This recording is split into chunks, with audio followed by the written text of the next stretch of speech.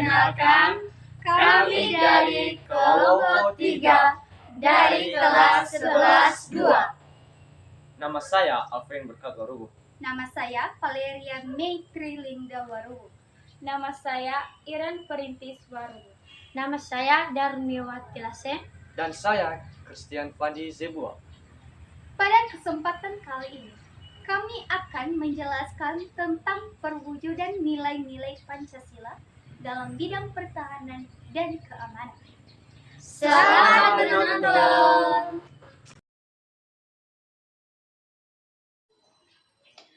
Pancasila pada hakikatnya adalah sebagai dasar negara. Apakah Pancasila itu hanya sebagai dasar negara saja? Tidak. Pancasila itu bukan hanya sebagai dasar negara saja, tetapi Pancasila juga menjadi pedoman bagi lembaga pertahanan dan keamanan untuk menjalankan tugasnya berlandaskan pada nilai-nilai luhur kebangsaan Indonesia. Nah, sehingga dapat menjaga keamanan dan stabilitas negara, serta melindungi masyarakat dengan efektif dan bertanggung jawab. Apa ya itu pertahanan dan keamanan?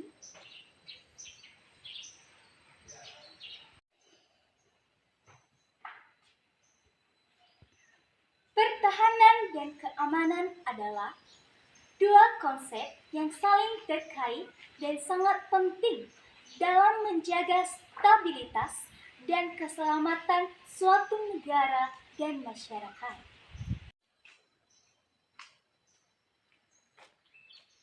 Sebagai dasar hukum yang melandasi bidang pertahanan dan keamanan ini adalah 1. Terdapat pada pasal 27 ayat 3 menyatakan bahwa setiap warga negara berhak dan wajib ikut serta dalam upaya pembelaan negara. 2. Terdapat pada pasal 30 ayat 1 menyatakan bahwa setiap warga negara berhak dan wajib ikut serta dalam usaha pertahanan dan keamanan negara. Jadi, yang bertanggung jawab dalam bidang pertahanan dan keamanan negara ini bukan hanya aparat-aparat tertentu saja seperti Polri, TNI. Meskipun Polri dan TNI itu memiliki peran utama dalam menjaga pertahanan dan keamanan negara, tetapi juga melibatkan tanggung jawab dan kerjasama dari komponen-komponen lainnya, seperti masyarakat dan pemerintah. Sebagai contoh perwujudan nilai-nilai Pancasila di bidang pertahanan dan keamanan adalah sebagai berikut. Sila pertama yaitu ketuhanan yang Maha Esa. Sebagai contoh perwujudan sila pertama yaitu 1. Menghormati simbol-simbol keagamaan. Maksudnya, personel pertahanan dan keamanan dapat menghormati simbol-simbol keagamaan seperti patung Yesus, salib, dan simbol yang lainnya.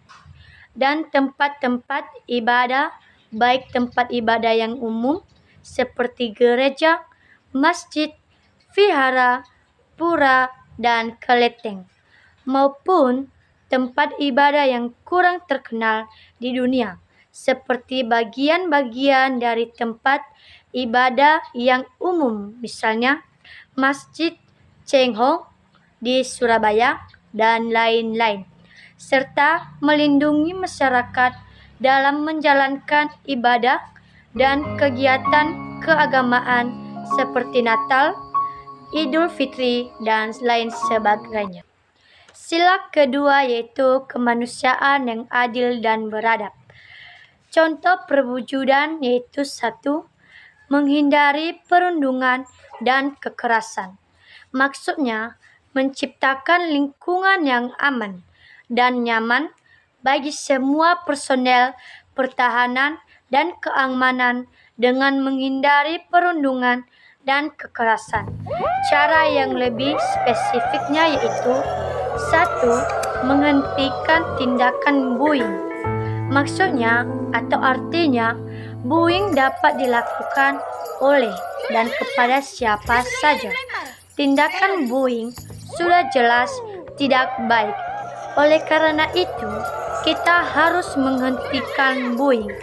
Karena tanpa bullying, kita akan merasa aman tanpa gangguan. Selanjutnya, dan cara lainnya yaitu seperti berikut. 1. Menggunakan komunikasi yang santun. 2. Menghindari tindakan kekerasan.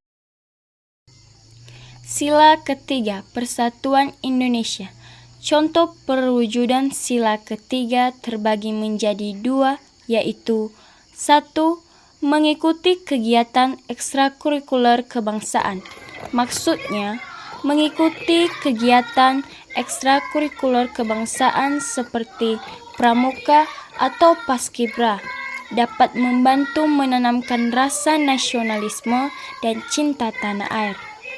Kegiatan ini dapat meningkatkan kesadaran dan semangat kebangsaan dalam diri individu, sehingga mereka lebih siap untuk menjalankan tugas sebagai personel pertahanan dan keamanan dengan penuh tanggung jawab dan integritas.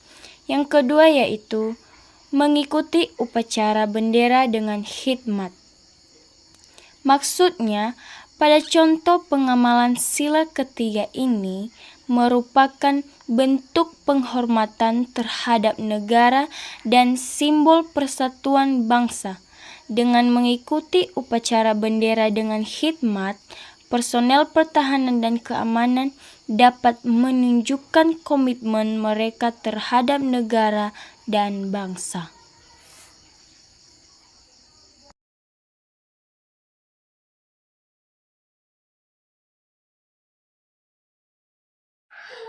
Sila keempat yaitu kerakyatan yang dipimpin oleh hikmat kebijaksanaan dalam permusyawaratan perwakilan. Contoh perwujudannya yaitu Siskamling atau Ronda Malam. Maksudnya yaitu Siskamling melibatkan partisipasi aktif masyarakat dalam mencerminkan semangat kerakyatan dan gotong royong. Dengan bekerja sama dan berpartisipasi dalam Siskamling, masyarakat dapat meningkatkan keamanan dan keselamatan serta ketertiban lingkungan sekitar. Jadi, seperti pada pengantar sebelumnya bahwa penanggung jawab untuk pertahanan dan keamanan itu tidak hanya personel TNI dan polisi saja, melainkan seluruh warga negara dapat mempertahankan dan mengamankan negara. Sila kelima yaitu keadilan sosial bagi seluruh rakyat Indonesia. Contoh perwujudannya yaitu pengamanan yang adil dan setara. Maksudnya, dalam menjalankan tugas pengamanan, personel pertahanan dan keamanan harus memastikan bahwa tindakan mereka adil dan setara bagi masyarakat, tanpa membeda-bedakan latar belakang serta status sosial atau kelompok tertentu. Pengamanan yang adil dan setara dapat juga meningkatkan kepercayaan masyarakat terhadap lembaga pertahanan dan keamanan, serta membantu menjaga stabilitas dan keselamatan masyarakat. Contoh pengamanan yang adil dan setara meliputi contoh 1, menegakkan hukum dan menjalankan tugas dengan imparsial dan tidak memihak. Contoh 2, menjaga ketertiban dan keamanan dengan cara yang proporsional dan tidak berlebihan. Dari penjelasan dan contoh-contoh singkat tersebut, jelas bahwa Pancasila berperan penting dan menjadi pedoman dalam bidang pertahanan dan keamanan. Kesimpulan yang kami ambil dari kelompok kami yaitu seluruh warga negara berhak dan wajib ikut serta untuk mempertahankan dan mengamankan suatu negara dan masyarakat.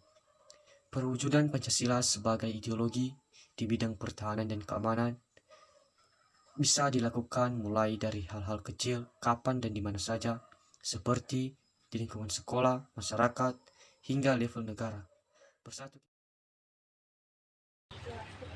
Bersatu kita teguh, bercerai kita runtuh.